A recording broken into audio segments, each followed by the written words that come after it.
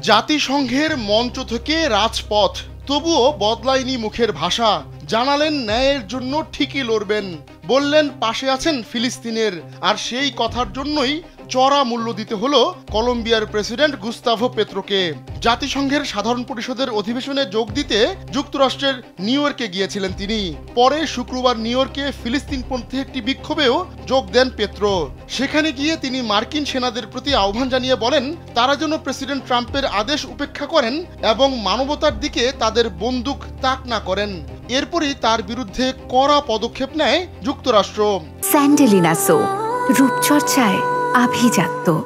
প্রায় সঙ্গে সঙ্গেই পেত্রোর ভিসা বাতিল করার ঘোষণা দেয় যুক্তরাষ্ট্রের পররাষ্ট্র মন্ত্রণালয়। পেত্রোর বিরুদ্ধে অভিযোগ আনা হয় তিনি হিংসাত্মক কথা বলেছেন। অবশ্য ভিসা বাতিলের আগেই যুক্তরাষ্ট্র ছাড়েন কলম্বিয়ার প্রেসিডেন্ট।